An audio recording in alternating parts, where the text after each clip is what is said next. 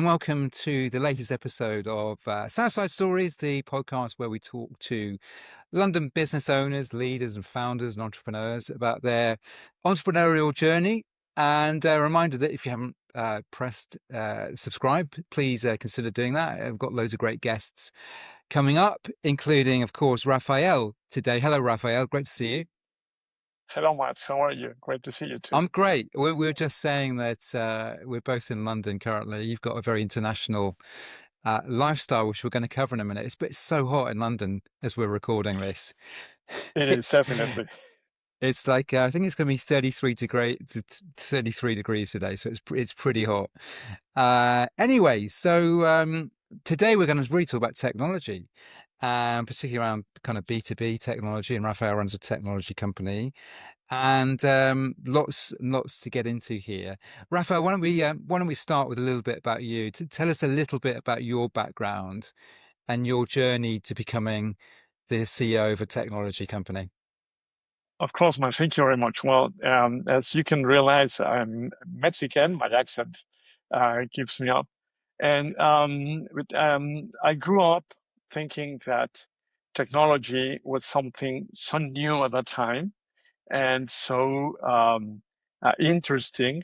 So I decided to pursue a career in technology, but I kept my major in industrial engineering. So when I was at university, learning how to program computers, Apple II at that time, it's a museum piece now.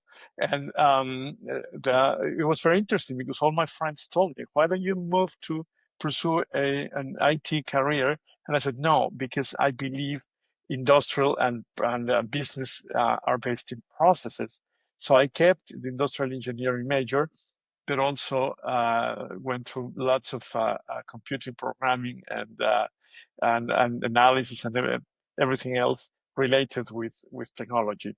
So a few decades later, I'm running this technology company for enterprise and governments.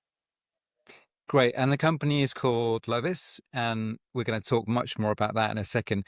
Just before we get into that, just tell us a little bit about the Mexican, but has got a business in London, and you split your time, I think, between both. Tell us a little bit about that.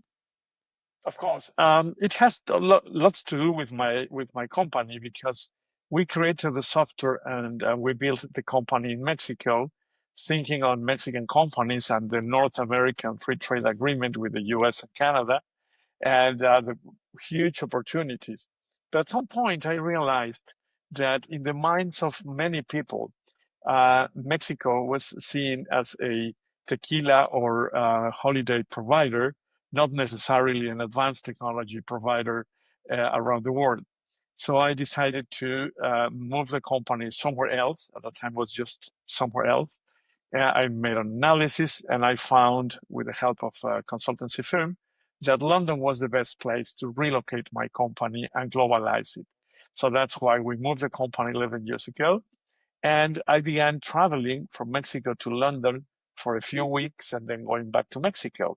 Eventually, I applied for a visa, the exceptional talent visa, and I got it, by the way. And then I began traveling from London to Mexico and the other way until, well, now I'm a resident here in the UK, running my company from the UK, but with a very important subsidiary in Mexico. We have lots of clients in Mexico, Canada and the US, of course, and also some clients in Europe. So my wife and I travel a lot. We just arrived yesterday back in London, and we're flying again in a few weeks, and that's our life. Fantastic. Okay, great. Well, let's get to Lovis then. Let's explore what is it, what is the technology, and what does it solve for. Let's just start with your proposition. Tell us in a few sentences what Lovis is.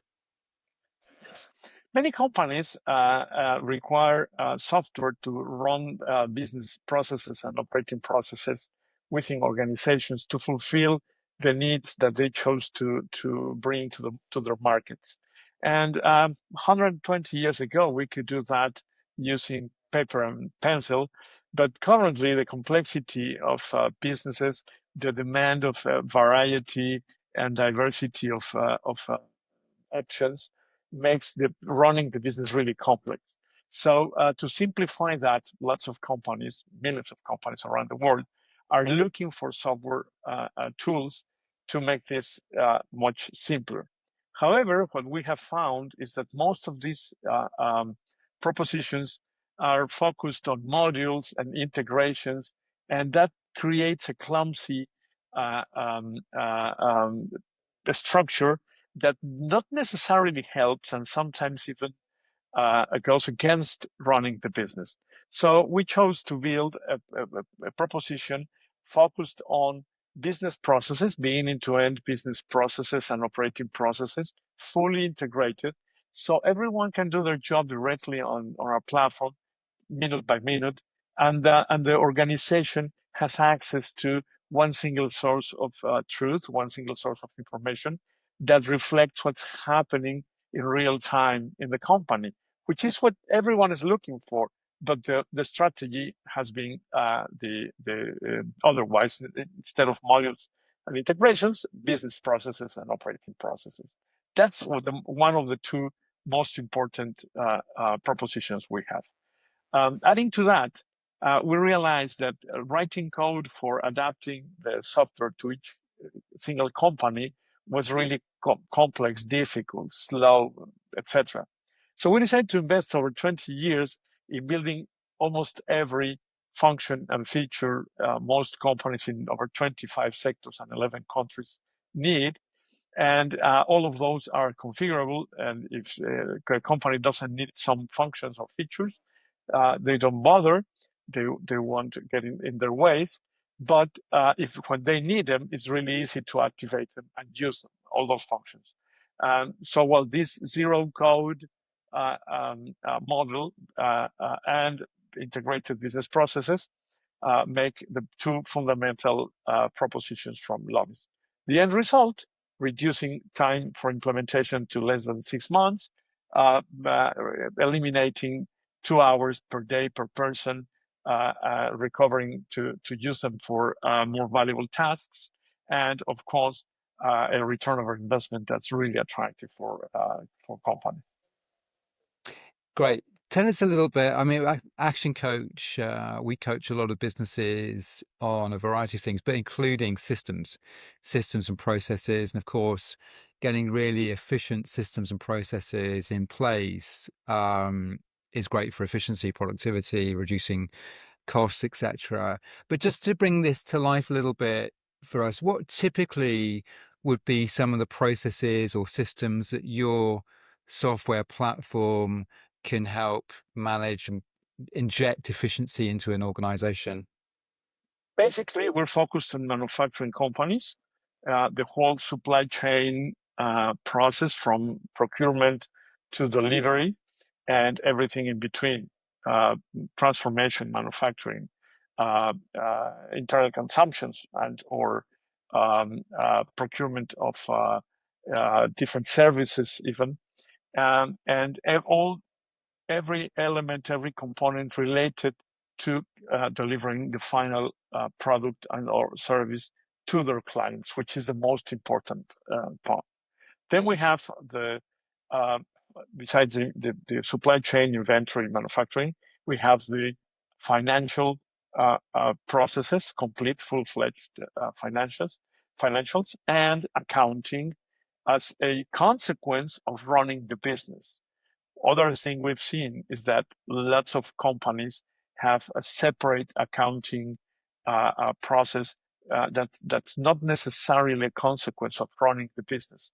With Lovis, you run the business and the accounting is created automatically, reflecting exactly what's happening within the business. Of course, business intelligence and something very important, business process management with workflow and security, but focused on these manufacturing, distribution, financials, and accounting processes.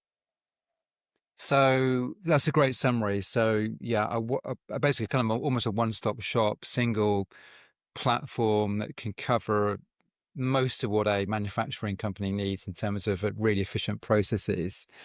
Tell me a little bit about deployment then, because um, I would imagine in almost all situations, you're deploying your software into a company that's probably already got some processes in place.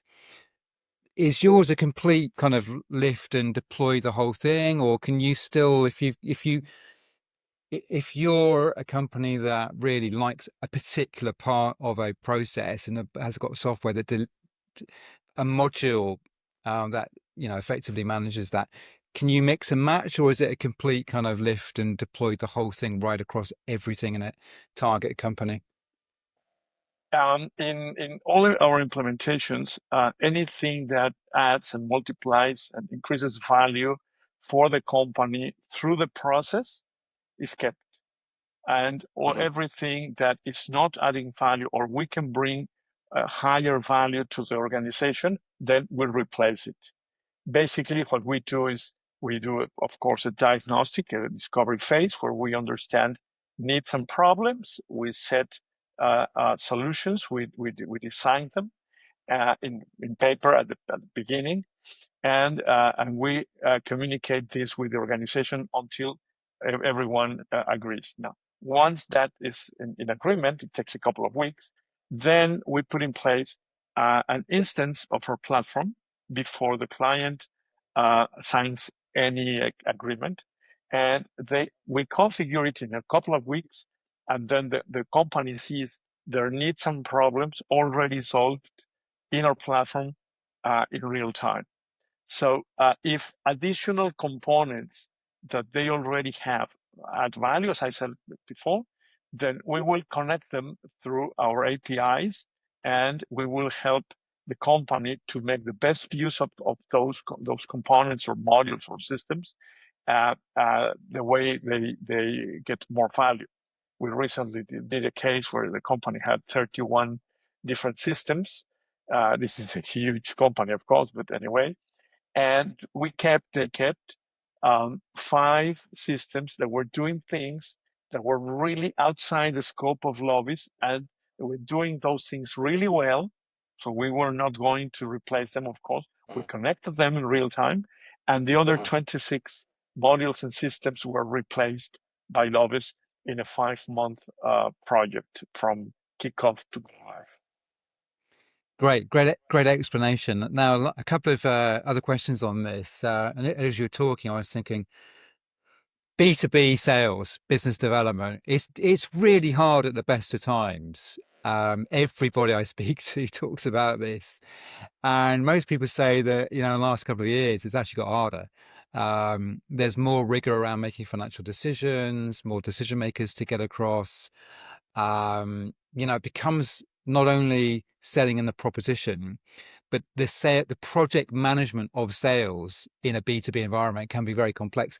Now, as you're talking, I'm thinking there must be so many owners within an organization that own different parts of that process that you, I guess, need to get on board as you go through your sales process and understanding the decision making unit in an organization.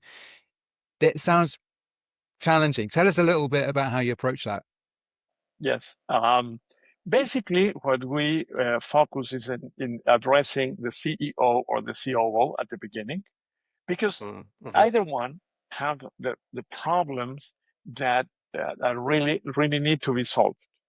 Most IT goes through IT areas or go through CFOs, but that's just a component within the organization. The real problem is a complex and systemic problem and need, or set of problems and needs, and need to be addressed, yeah, integrally, systemically. Now, said that, what we put in place is a diagnostic process that goes through all of most of our 13 groups of business processes. We have 71 business processes organized in 13 groups. So we talk to the organization, and we run meetings with the members, the owners of the key elements or the whole process for these 13 groups of processes to understand what they want and what they need. And most of the time, you see the collisions between one area and the other. And that's Yeah. normal, that's natural. We've learned We have been doing this for over 20 years. So, well, we see this all the time. Now, in fact, below the surface, we can find the connecting points. It's like if you see two islands and the sea below the sea, they join. So we work with the company to find where when we connect one area with the next one and the next one, then everything begins flowing and everyone will work less and have better reaction times and much better performance. Now, during this process, of course, we have to contact between 15 and 40 people average. And we do all these interviews, we do all these sessions until everyone sees the project and the future of the company and their personal individual area future reflected on our proposition and also when running the system. Then we can proceed to prepare. We show them our methodology, which is business process based, and then the schedule, the deployment plan to put it up and running. So that's the way we bring the company. If during the process we realize there is no enough openness, the leadership is not bringing the message to their teams, and the company is not ready to go. They have other internal problems and then they need to sort out, and we cannot help there. Then normally we retire. We withdraw our proposals because otherwise we will damage them and we will damage ourselves. Our focus is in improving their performance, their organizations, not just go and sell a project and do any number for the quarter or the year. Is bringing happy clients, happy customers to our list of customers, of course. How many people on average, I know this will vary hugely, but let's say from mid-sized deployment in your world, how many people on the client side would you typically have to engage with? Between 50 and 40, 15 and 40. Yeah, Yeah, it's a lot, depends isn't it? on And the. it's a lot, yeah. And on your side, how do you manage your sales? What's the size of your sales team? How do you manage that? We have two layers. One is the Yeah. commercial person that will Hmm. be driving the sales process, but Yeah. we have a consultancy team that will run the service for the diagnostic, the discovery phase, preparing the documents, configuring the instance, showing it, building the deployment plan. And this is a consultancy process purely. Hmm. So basically, it's just one or two leaders that will bring the commercial process through, but between 3 to 5 people from our team that will, well, or our business partners teams, consultancy firms that work with us to build all this solution. Sometimes we need Yeah. 10 people from our side because depending on the complexity and size of the Yeah. organization and the cities or countries where they are located. Yeah. What does your competition look like, Rafael? I think you're competing with some pretty sizable players, aren't you, in this part of this Yes, we are. software ecosystem? Yeah, Yeah. we compete with the three major ERP providers in the market. We call ourselves an EOS to differentiate ourselves from the ERP. We Hmm. know that most companies hate love their ERPs, or at least they hate them, but they don't recognize it anyway, or their Just sort abuse of Excel spreadsheets. Sorry, just remind me, because I'm trying to remember from my Microsoft days, ERP, that's enterprise something, something. success What is it? planning. Thank you. Yeah, Yeah, that's right. I knew it was there somewhere. So yeah, so you and EOS, is that an enterprise operating system? Is that the that's correct. yeah, that's one of the differentiations there. Yeah. Okay. So sorry, Yeah, I interrupted you there. So it's Oracle, SAP, Microsoft Dynamics Microsoft. Yeah. and a Okay. few others. Yeah. And when you talk about the in contrast ERP to EOS, what are some of the angles, the differentiation angles that you would go in on? Basically, the most important one, full implementation in 5 months, tops 6 from kickoff to go live, including the business process and operating process consultancy. It's included in this five top 6 months, and the company can be safely up and running at go live without major disruptions, without basically any disruption, which is a major differentiation against 2 to 5 years and lots of disruptions and lots of problems. But the other part is once the platform is running, the company is running on the platform, the platform can evolve. We already have lots of functions that might not have been implemented during the initial project. But 6 months, 1, 2 years later, the company needs them or already reached the maturity level to use them. So they were simply added, and maybe it takes 1 to 4 weeks to put them up and running, to configure, train the teams, and use them. So it makes it evolving. It's not something the companies need to re-implement every few years. It's just a natural evolution. The other thing is that we can support medium, large, and very large organizations. We have a client that's our signature client in terms of the number of SKUs. They run a 200,000 SKU operation, and another client does about maybe 1.5 million invoices every month. So, I mean, there's two different companies, but that gives an idea about the levels that we It can does. support. And Yeah. if it's required, we use our business partner, Amazon Web Services, for running the platform in any place we need to do that for our clients. And we can duplicate or times 4 or times 16 if it's required, the size of our platform in 30 minutes. So we don't need to worry about if we bring twice as much clients or the database is growing much faster or whatever. We simply click and grow it. And we take care of everything related with the back support platform. So clients don't have to worry, not even for business continuity plans or any backups or whatever, anything they need. We have it.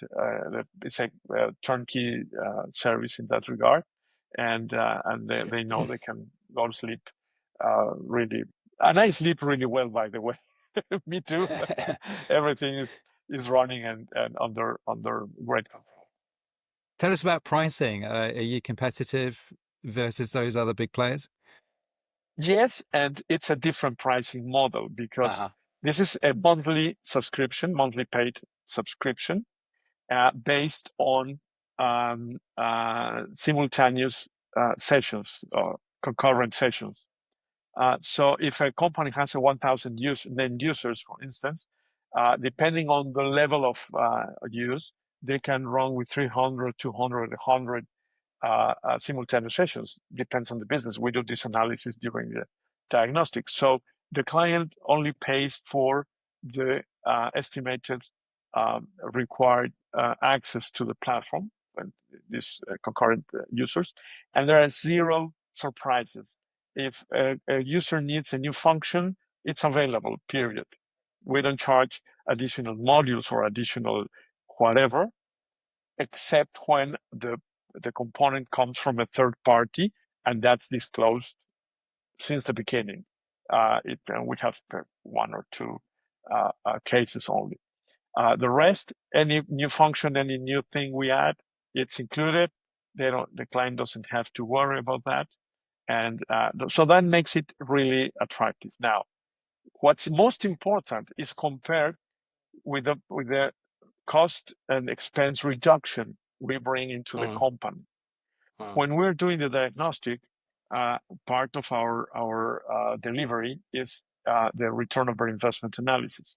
We mhm, identify which costs and expenditures are going to be eliminated. And we are not talking basically neither about people or software.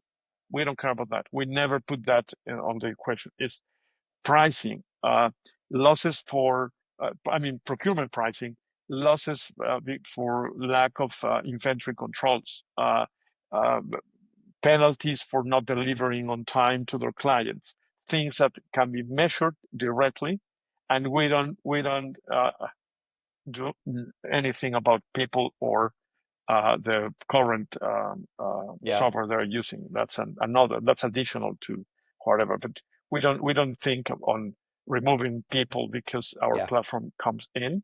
It's the opportunity to grow the company with the same people. We can do twice as much, or 3 times, or 4 times, and they don't have to grow the company. They already have the right people. Yeah. If they already have the right people, keep them.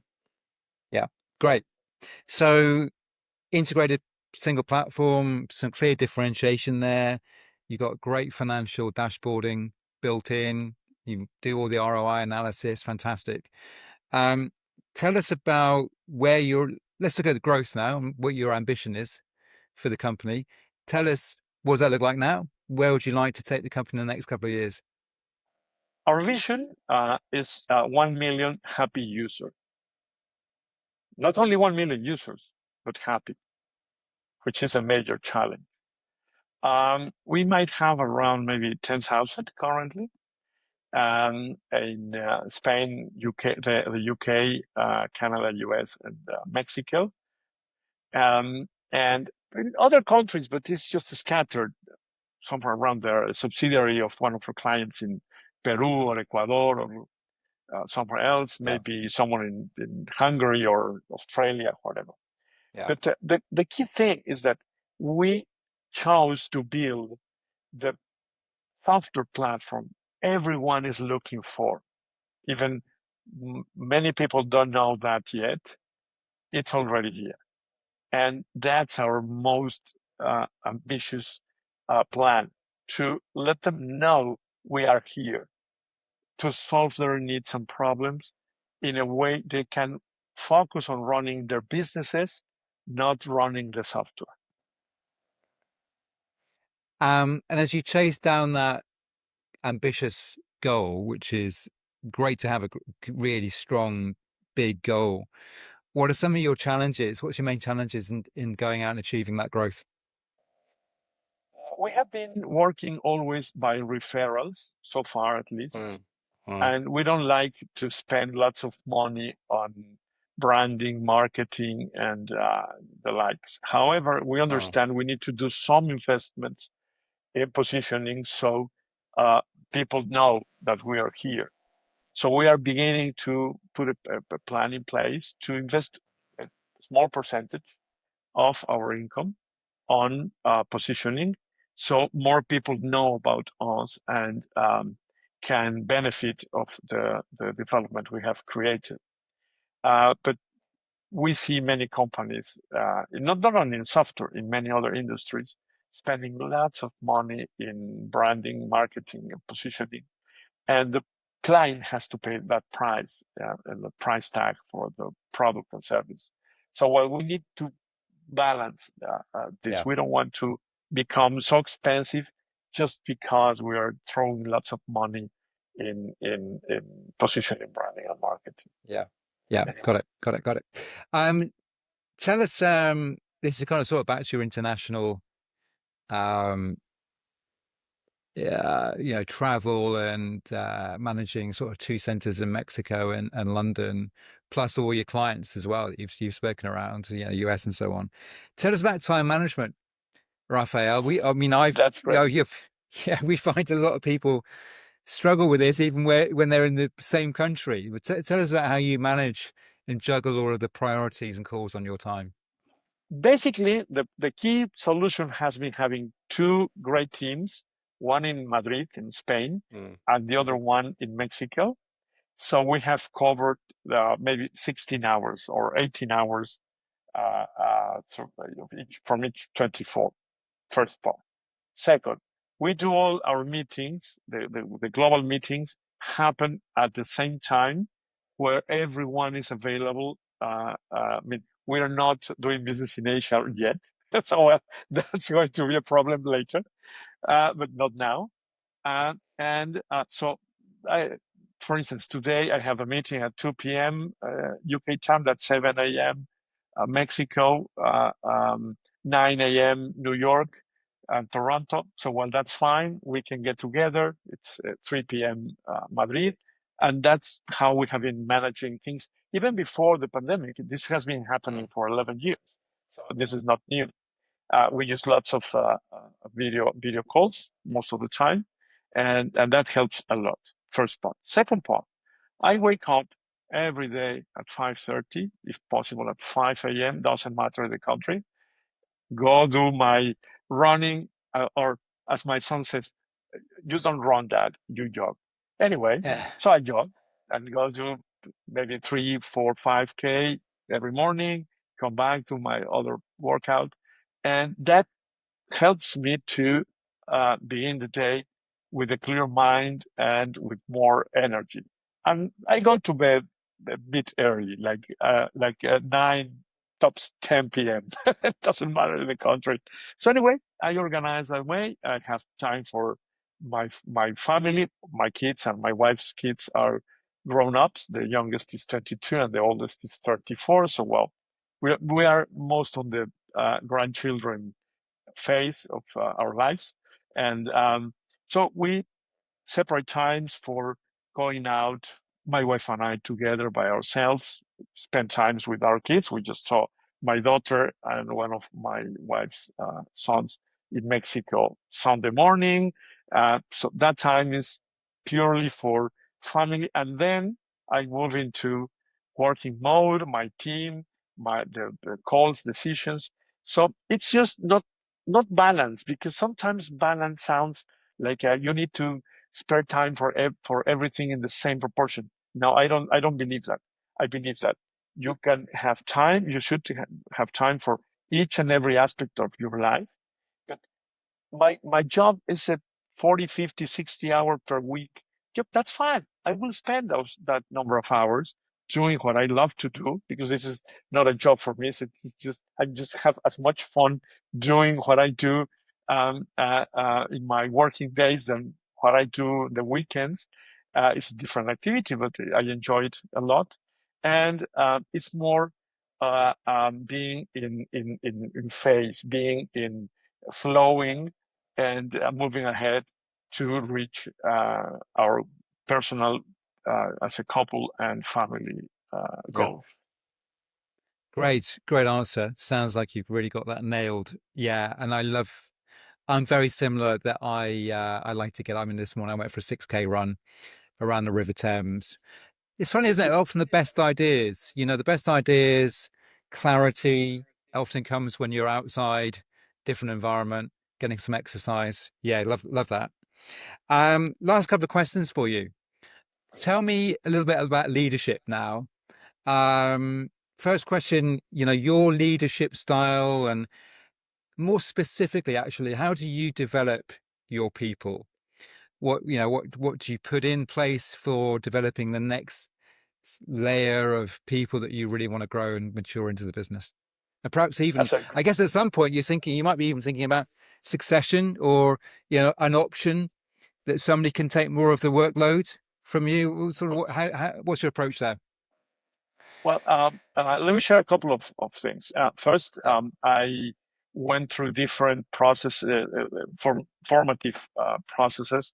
It was a member of an organization in Mexico. I will try to translate the name. It's the Mexican Business People Social Union, and it's focused on well-being and ethical behavior for companies in Mexico. It's a huge organization.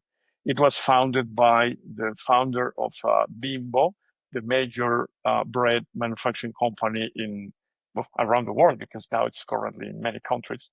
And even in Spain, and here they own, in the UK, they also own some manufacturing facilities, whatever. So that helped me a lot to understand a social and human view on one side. On the other side, I have been reading lots of books from Think and Grow Rich, which I've read maybe 20 times or more. I just lost the track. Or Joseph Murphy about leadership, precisely. And what I decided when we began building our team I hired a friend of my kids, a bit older than them, but he was a leader with the Boy Scout group where my kids belong. And I asked him, he was already graduated. I asked him to build a Boy Scout based model with small teams and growth paths that were very clear, but also the selection of the members was different from the Boy Scouts, of course. I brought the learnings from Murphy and other writers. So at the end, we managed to become at that time the first company that jumped directly to the second place in Great Place to Work in Mexico and 17th in Latin America, the only year we participated.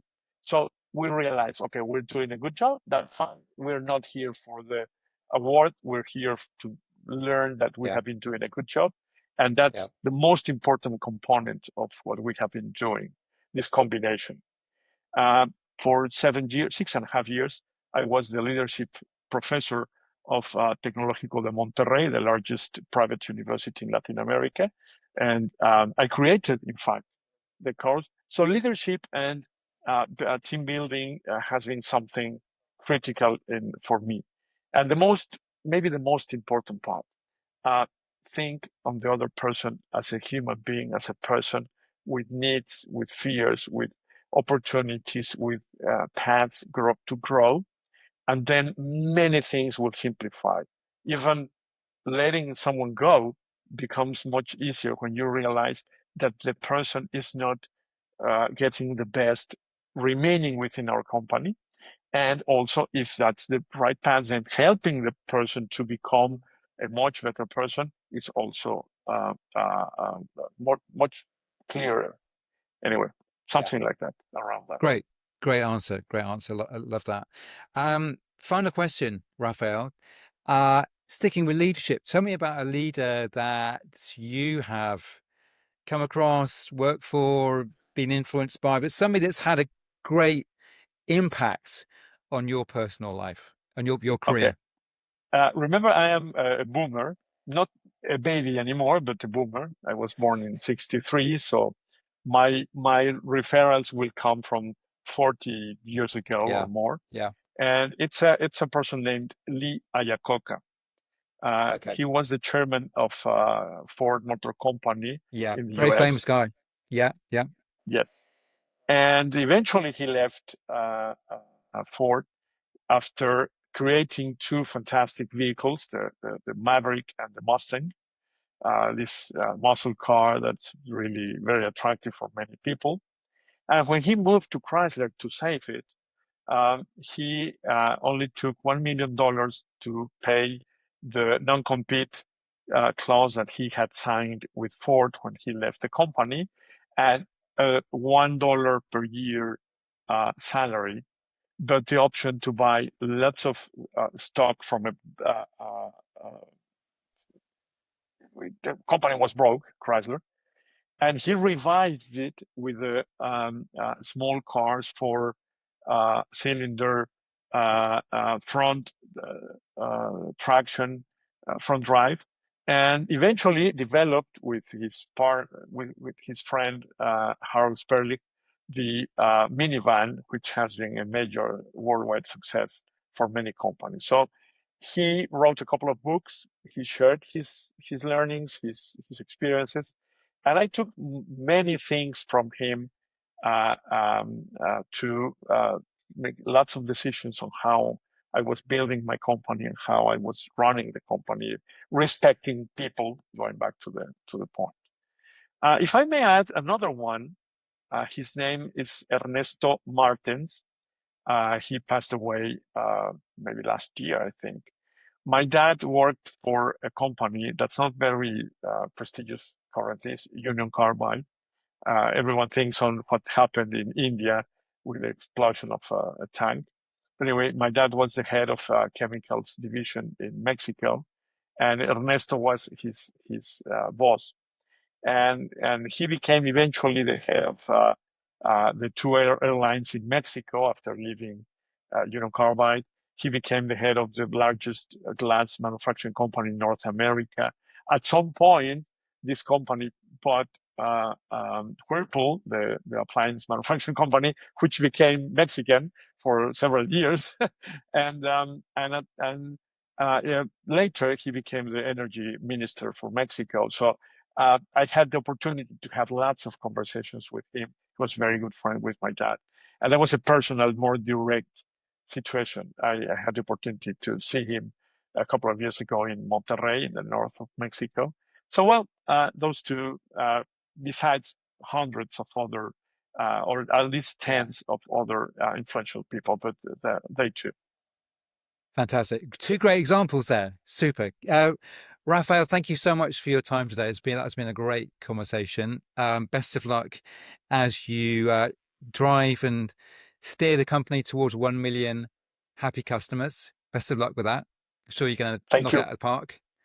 And yeah, hope to see you in London again. Thank you so much for your time. Thank you very much, Matt. Have a great day. And to all our listeners, have a great day too. Thank you.